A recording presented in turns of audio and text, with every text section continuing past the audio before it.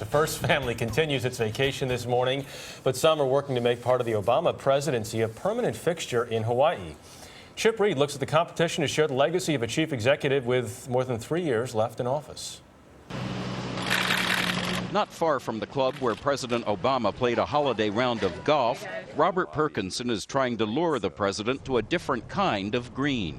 It's a fantastic site with panoramic views of the ocean and the mountains and the city. Perkinson, a professor at the University of Hawaii, is leading the effort here to convince President Obama to build his presidential library on this plot of land in Honolulu.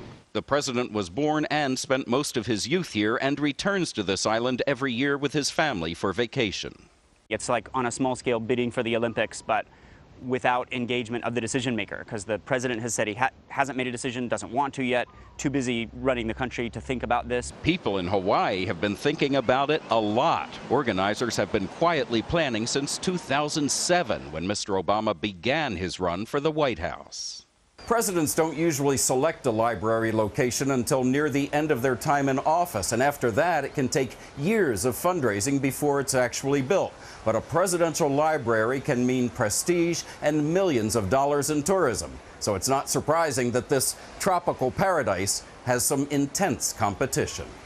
Obviously, I'm rather biased. I think the library should be in Chicago. Bill Daley, former Obama chief of staff, says Chicago's central location will make it tough to beat. Lots of people will be able to drive here or take a bus here and come here to celebrate his administration. Chicago is also where Obama started his political career and met his wife, Michelle. It really gets down to where the president feels most comfortable and where he thinks it ought to be. There's also the expense. George W. Bush's library in Dallas cost $250 million to build. With a well-established political base and friends that include Chicago Mayor Rahm Emanuel, another former chief of staff, the fundraising potential of the Windy City is enormous. But Perkinson says it's not all or nothing. Hawaii is willing to share. We're also open to and welcome the possibility of collaborating with Chicago or another city to figure out how to build a presidential center with 2 headquarters but 1 unified mission, giving the president a place to carry on his work after he leaves office, and a new office with a view that can't be matched. For CBS This Morning, Chip Reid, Honolulu.